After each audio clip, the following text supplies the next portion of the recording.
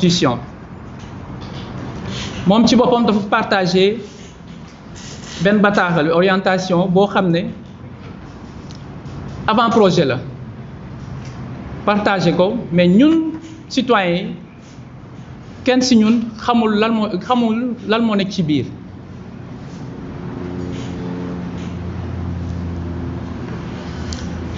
risque suñu lu ñu mbébét lu ñu koy ñaax ak lu ñuy ragal un peu lu ñu ragal muy xew mooy gis suñu charte réew bi changé mu doon benn crise boo xam ne ñun buñ ko seetluwul te mu jur leneen suñu objectif mooy mu am ñu déggoo ci lépp pour suñu dëkk mën a dem kanam ñu am souveraineté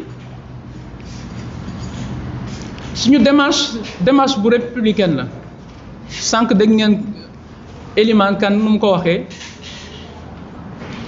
bëgguñu féewloo mooy ku bokk fii ñun ñëpp ay citoyen lañ donc suñu citoyenneté moo nar a wax et non fii laa bokk parce que lépp bu baaxee ñun lay baaxal suñu objectif yi ñu ngi ñaan ñu consolider état de droit parce que pour ñu yëgoo bu ñu koy consolider ci déggoo ci kàddu bu mu doon benn nit wala ay nit toog jël pour ñëpp na ñëpp toog yëgoo ko def ko ñu ngi ci loolu ñu ngi bëgg benn réforme constitutionnelle boo xam ne ci consensus buy yàgg du doon dañ koy def pour tey mais dañ koy def pour suba ak gannaaw suba suñu doom yi ak suñu sët yi mën ci jëriñoo donc warul nekk loo xam ne dañ koy taf-tafe ñu ngi woote tamit pour ñu anticiper suñu doxalin mooy pour ñu anticiper et prévenir balaa dara di xew moo tax ñu ne ñu dajaloo ñu waxtaanee ko parce que suba bu ñu tegee benn loi boo xam ne arrangé wuñu bu ñu ko toogee ba ñu togg ko ba mu ñor ñu yàqal ñu ko on est obligé de ñu lekk ko balaa ñu koy togg nag moo tax ñu ne ñu togg ñun ñëpp ñu waxtaanee ko comme ça bu génnee du doon pour benn nit mais pour Sénégal bi yëpp. ñu ngi naan tamit lépp loo xam ne dañ koy defandoo dañ koy def te peuple bi bokku ci loolu trahison lañ koy tuddee parce que peuple bi moo teg fii suñu président bi ak assemblée bi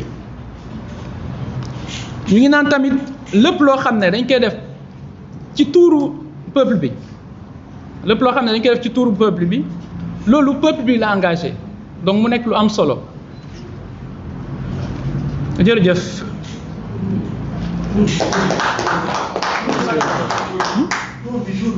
Ephraim Manga.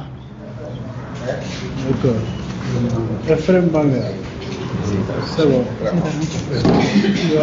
Je mets à la place de Sur la légitimité de l'Assemblée et sur la légitimité populaire citoyenne. Je voudrais juste rappeler que 2023, juin, on était là. Et il y avait une assemblée légitime, démocratiquement élue, qui anticipait à voter une loi. Et les citoyens sont dressés là-dessus pour dire à cette assemblée, nous vous avons élu. Mais cette loi, elle est antidémocratique, elle est impopulaire. Quand Macky Sall a fait voter le report des élections par une assemblée nationale démocratiquement élue, légitime, on s'est levé ici, dans cette salle, à Aar Sunu élection. On s'est dressé, on s'est battu pour dire que cette loi est illégitime. C'est ce même principe qui fait qu'aussi on se lève on se soulève pour cette question-là. Donc nous ne sommes pas, notre combat transcende les partis, les contingents politiques. C'est un combat citoyen. Quand on élit nos représentants, ils doivent être à la hauteur des attentes et des exigences citoyennes. C'est ce principe qu'on réitère. Donc on n'a pas un problème de régime. On a un combat citoyen à porter. Et on les a portés pendant plus de 20 ans sur des principes et à travers tous les régimes. Que ce soit sous Wade, quand il a voulu changer notre constitution sans le peuple, sous Macky Sall, et aujourd'hui aussi on se dresse. C'est un combat de principe, ce n'est pas un combat de régime ou de pour ou contre. Ce que je veux dire, c'est que ci assemblée bi ndax légitime ou légitime pour voter ay loi. C'est vrai, nous ñoo leen voter pour nekk suñu ay représentants. Mais damay rappeler que ni 2020 en juin 2000 le 23 juin bi ñuy taxaw fii di xeex parce que régime Wade dafa bëggoon changer suñu constitution te pourtant assemblée bi ko voté assemblée bu légitime la woon bu ñu élire démocratiquement mais citoyens dañu taxaw ne li leen sant ak li ngeen bëgg di changer suñu constitution d'accord mu ci bi Macky Sall bëggee reporter suñu élection fii assemblée aussi bu ñu élire démocratiquement ñu am majorité ñoo changé ñoo voté ñu taxaw fii ci aar suñu élection fii taxaw ni que lii nga bëgg def sant nu la ko parce que la souveraineté appartient au peuple. C'est ce même combat que la souveraineté appartient au peuple ci la ñu taxawaat pour wax ni dans aar suñu constitution lii ñu bëgg def assemblée te ñu fal leen te ñoom ñu waroon retourner ñun ci ñun laaj ñu d'abord suñuy avis. Est-ce que benn député muy parlementaire la majorité est-ce que gis ngeen ci benn député bu dellu ci ñi ka faloon laaj leen lan leen xam ci constitution comme ni ñoo leen fal nanu laaj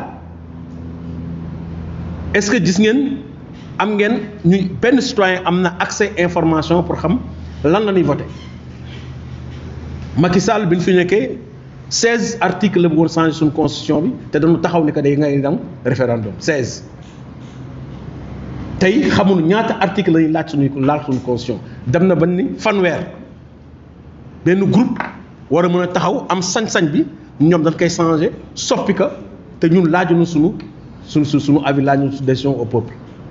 C'est ce même principe li waroon ñu doon xeex démb du war ñu xeex tey mooy tax aussi ñuy xeex suba ci loolu c'est le même principe c'est que la souveraineté la constitution c'est l'affaire de tout le monde charte ndeyu réew mi ñëpp la yelloon ñëpp la képp lu ñu ciy changer virgule war nañ ci wax ak nit ñi tiisantoog nit ñi ñu xam la ñuy def c'est ça notre combat merci.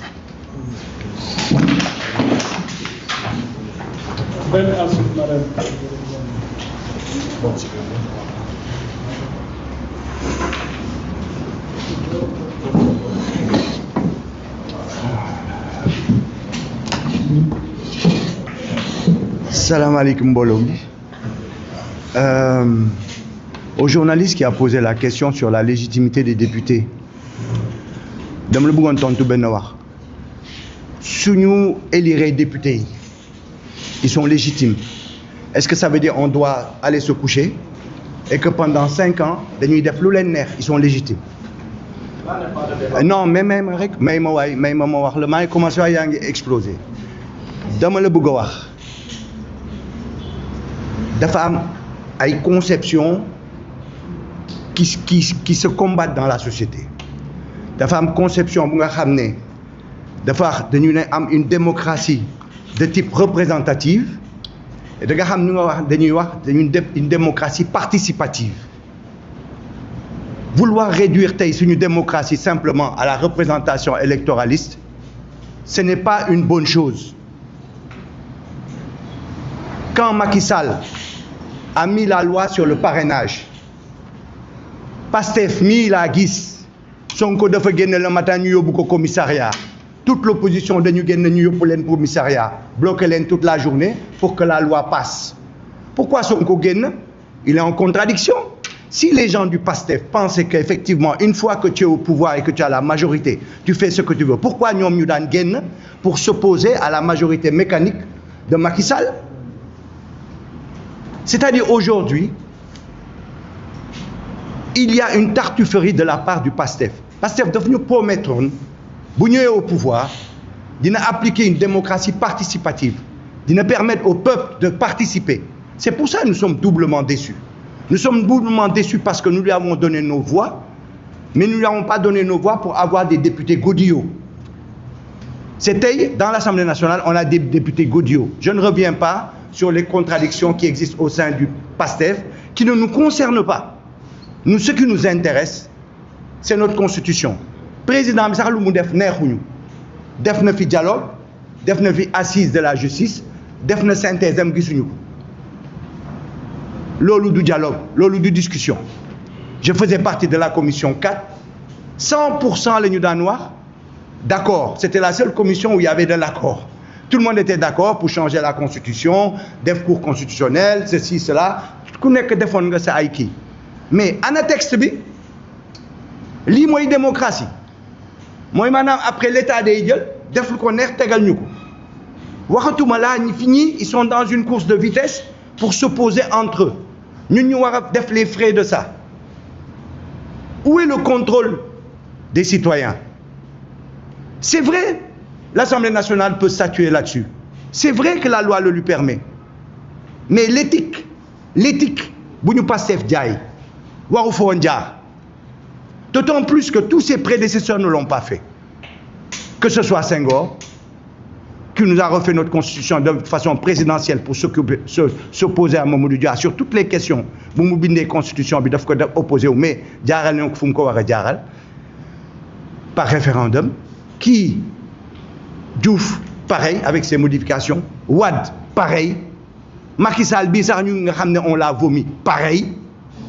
Mais tey pourquoi le PASTEF peut nous imposer sa marche forcée avec son armée de députés godillots qui peuvent être appelés que comme ça quand on sait que dans l'Assemblée nationale ils se lèvent en disant on est derrière notre éternel Sonko, on n'est pas derrière le peuple. Yo a parlé d'assemblée du peuple, mais eux ils parlent pas d'assemblée du peuple, ils parlent d'assemblée derrière leur président de parti.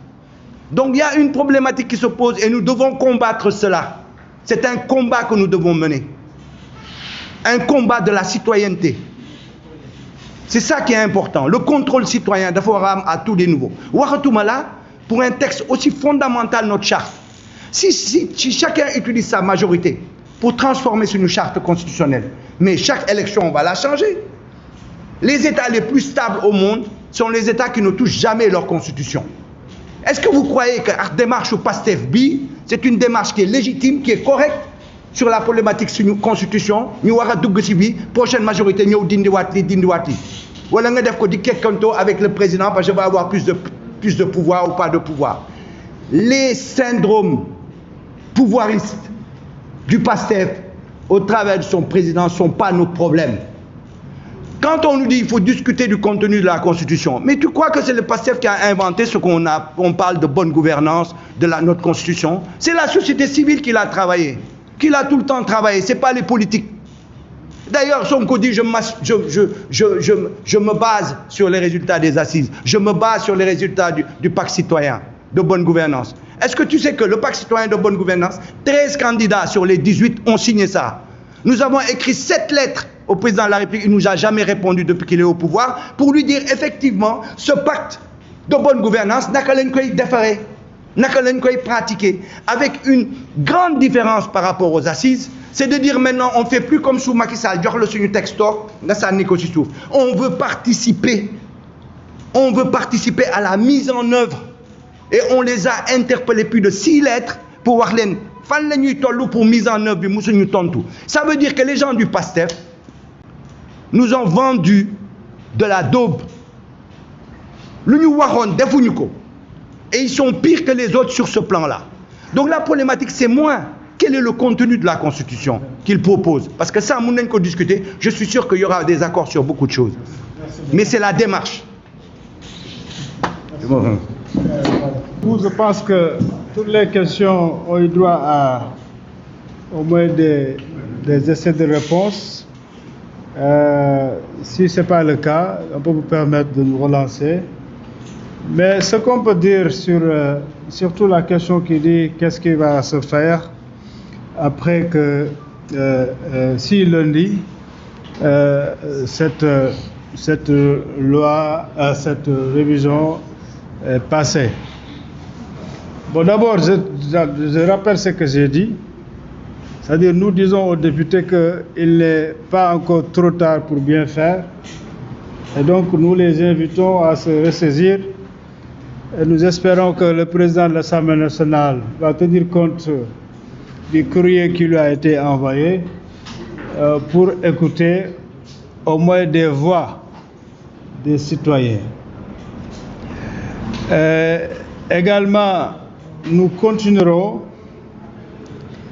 à veiller à ce que les exigences de transparence et d'inclusion puissent être respectées par les pouvoirs publics.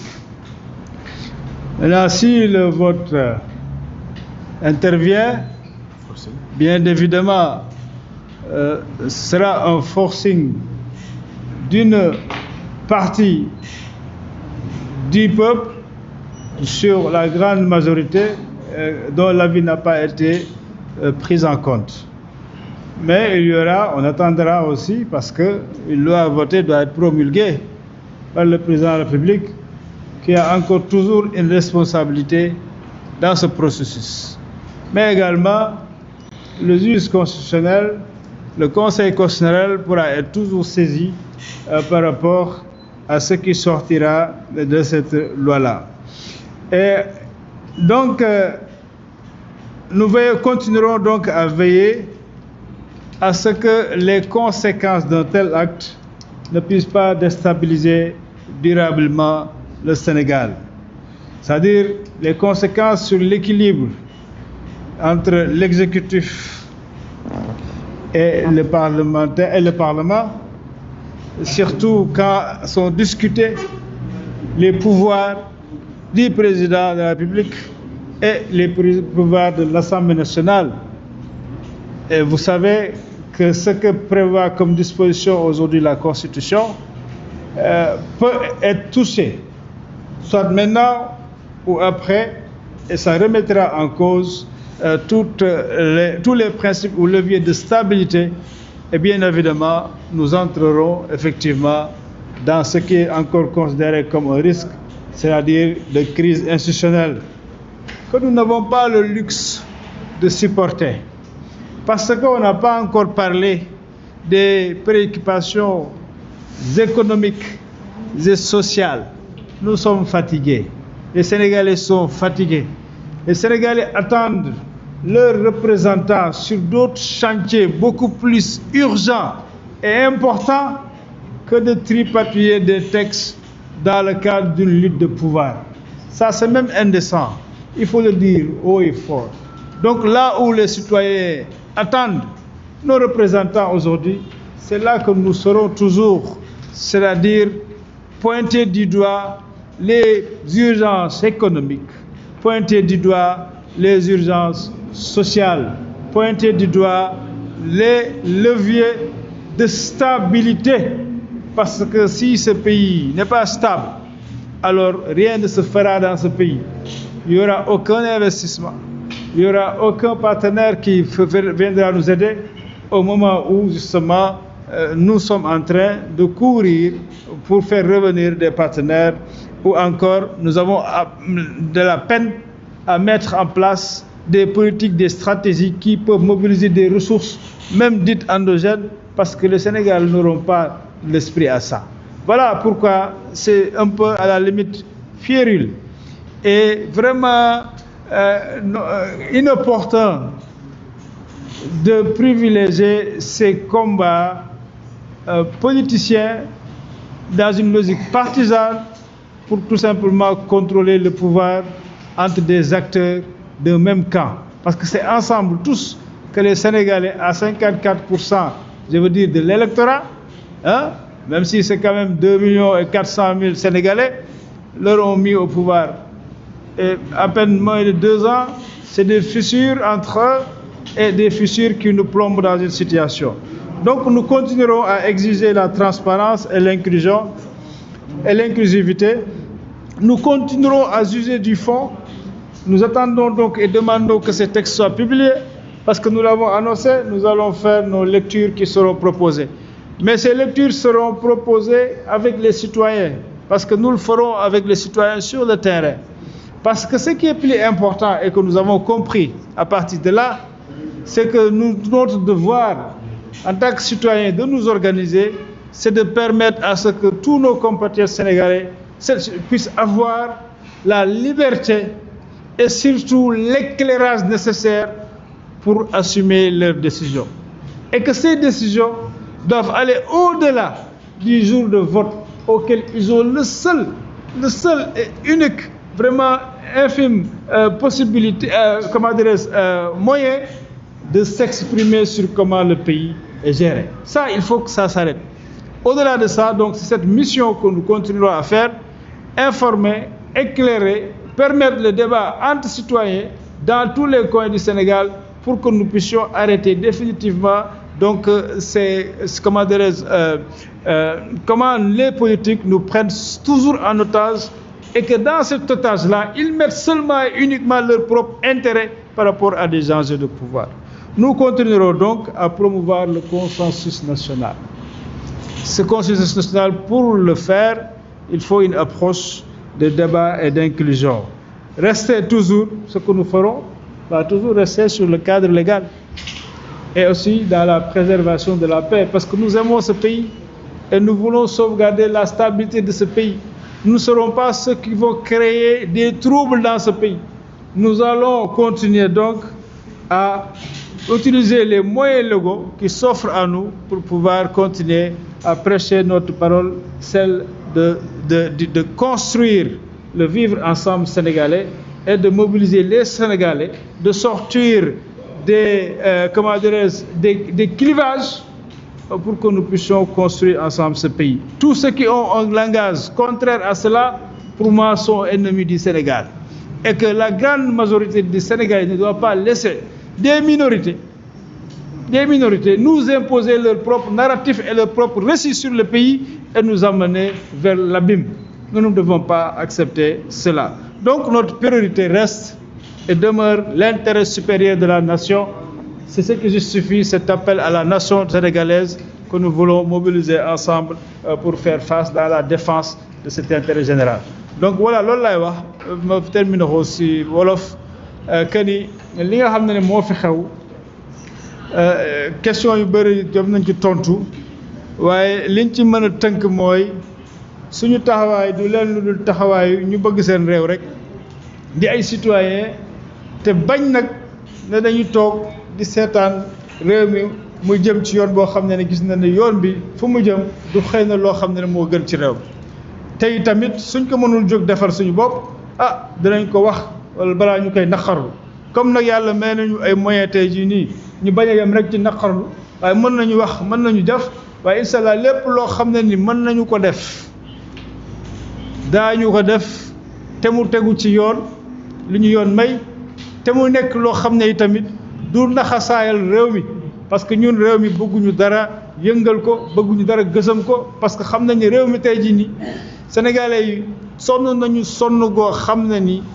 ku leen andiwul solution da nga leen di sonal da nga leen di tànqal donc ñëwuñu fi pour yokk wax ci mbiicoo mbaacoo bi fi nekk nga xam ne ay politiciens ñoo ko yëkkati loolu la ñu bëgg mu dakk parce que réew mi fu mu toll nii dañ ko war a mobiliser liggéey ko réew mi pour ñu mobiliser ko liggéey ko nag foog ñu def li nga xam ne mooy tax réew mi Sénégal yëpp ànd doon nekk benn ñu bàyyi lépp loo xam ne ni day indi bañante day indi féewaloo te loolu nag mooy nekk li fi nekk leneen li mooy waruñu mën a nangu itamit ñi nga xam ne ni dañuy def politique te li leen intéressé ci wàllu politique boobu li ñuy woowee logique partisane mooy ñoom naa la ñuy fexe ba jël nguur gi téye ko te buñ ko téyee dootuñu ko bàyyi ñoom nag suba ngoon dañuy nekk ay def ay stratégie rek pour loolu ñun loolu soxaaluñu surtout ñu jamono bu ñu toll nii sénégalais yi dañoo sonn sénégalais yi sonn nañu ñëpp ko yëg soo coono googu alal manqué na ci réew mi taux de croissance bu dem ba 2,2%.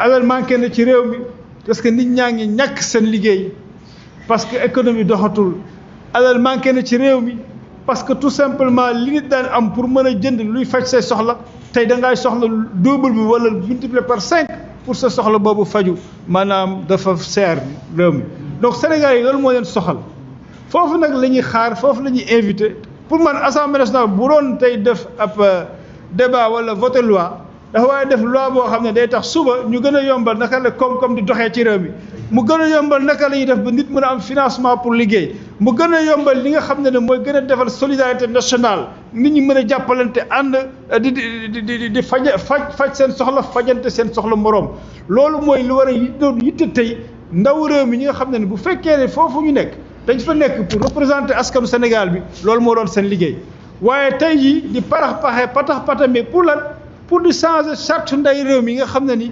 loolu daf di pacte boo xam ne ni kenn nit defu ko fi ñaar nit defuñu ko pour askan yëpp la loolu yëpp dañ ko war a daal taxaw mu am njëriñ donc loolu mooy li ngay wax moo tax ñu jàpp ne ñun li ñu def nii dañ ciy condé di ci xuus duñ ci bàyyi dara loo xam ne ni yoon dinañu ko may li ñu waxee ci appel bi à la nation lañ ko def woowuñu Massamba woowu Mademba ñun bu ñuy wax waxi Sénégal teguñu ab kanamu nit suñu kanam teguñu faasu nit suñu kanam carte Sénégal la ñuy yor moom la ñu xool c'est-à-dire benn parti la ñu am mooy parti Sénégal donc ci biir loolu moo tax appel bi ñëpp ñu bëgg Sénégal lañ ko jox dinañ am ay waxtaan yoo xam ne dañ koy continuer di def dinañ dugg ci fond bi mooy texte bi nga xam ne ñu xamaguñu ko gisaguñu ko kenn liiragul xamul lu ci nekk parce que ñu ngi wax rek naan non li ñuy def nii dañ ko war a def kenn waxu leen ne waruñu ko def loi bi moo leen ko may mais avenir u Sénégal dafa weesu ay loi yuy tënk parce que loi dañ koy defar pour mu évoluer avenir Sénégal mooy naka la ñuy construire démocratie boo xam daf ñuy boole ñun ñëpp ñu ànd di dem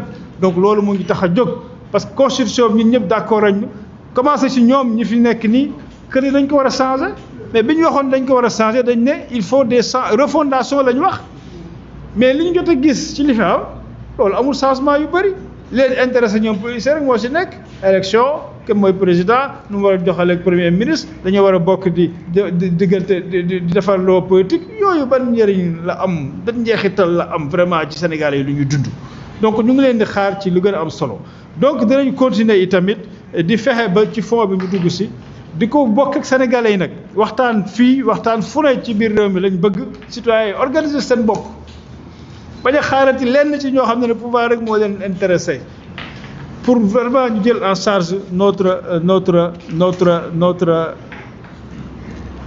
voilà jël en charge suñu avenir boo xam ne ni ñoom ñoo ko bokk. donc dinañ ko ne ci loolu dinañu continuer yi tamit ci veiller ci li nga xam ne ni mooy intérêt ak préoccupation majeure sénégalais yi nekk si suñu priorité nag du leen lu dul l'intérêt supérieur de la nation ci la ñuy nekk te wàll lépp lu ñuy def nag mu nekk ci li nga xam ne day indi jàmm te tamit day respecter li nga xam ne ni moom la ñu loi bi may lu ñu sañ-sañ mooy Sénégal yëpp ànd am benn consensus boo xam ne ni waxtaan ba mu leer moom la parce que citoyen lu ñu soxla surtout tey ñu gis ko ci débat bi ni muy demee citoyen sénégalais bi ku mënti nekk foo mënti nekk ci réew mi soxla nga booy jël décision muy vote wala muy participer ci ni réew mi di doxee nga def ko ci lenn librement c'est-à-dire kenn du la tënk ne defal li wala doo doon gumba bu ñuy watat waaye aussi de façon éclairée maanaam nga xam li ngay def lan la te loolu nag suñu cër la ñëpp ñu yàlla may ñu xam as tuut ci réew ni muy doxee ami information dañu war a leeral askan wi ñu gën a xam li xew lan la ak li ñu nekk nan la pour que lépp lu ñuy def muy loo xam ne ni suñu njëriñ lay bokk donc loolu mooy li nga xam ne ni moom la ñu bëggoon a tënkee ci wàllu waa presse bi nag ñu ngi leen di gërëm yéen ñëpp ñu fi teew di leen sant parce que yéen a ngi def seen wàll ci liggéey bi parce que yéen it citoyen ngeen comme ñun donc seen wàllu liggéey muy tas xabaar yi li fi jóge tey jii mu àgg ci askan wi yaakaar na ni dina tax sénégalais képp ku nekk fi nga toog muy sa biir néeg sa ëtt wala nga nekk ak say njaboot war nga xam ne ni tey li am Sénégal daf laa soxaal warloo toog rek noppi parce que toog noppi rek ba jaan bi daal di jaar daal di matt ñëpp ñu topp ci watat wa waruñu naan chey bu ma xamoon ne nii la war a demee donc boobaa dafay trop tard kon bu ñu waree wax bu ñu waree jëf bu ñu waree taxaw nañ ko def parce que Sénégal ñun ñëpp a ko bokk ñii nga xam ne ni dañ leen a fal dëgg la loi bi moo leen may li ñuy wax légalité mais boo seetee wax nañ ko fàttali ko waat fii seen représentativité en valeur absolue maanaam ñi leen di woteel bariwuñu Assemblée nationale bi wax majorité ba tax ñu am téeméer ak fanweeri député muy majorité boo xam ne ni da leen permettre ñu am lu ñu bëgg maanaam les 3/5 yi nga xam ne moom la ñu faral di laaj pour yenn loi yi di jàll mais ñoom li leen voteel matuñu 1 million matuñu 2 millions 1,9 million et quelques Sénégalais la alors que tey Sénégal bi ñu leen voteel ñoom au moins presque 10 millions Sénégalais am nañu âge vote donc nañ xoolaat mbir yi Sénégalais yu si bëri bokkuñu ci parti politique ñu si bëri duñ dem sax voter mais réew mi seen réew la ñooñu nag ñoo war a xam ne ni buñ ci taxawul jóg si buñ bàyyee politiciens yi rek nga xam ne li leen njëkk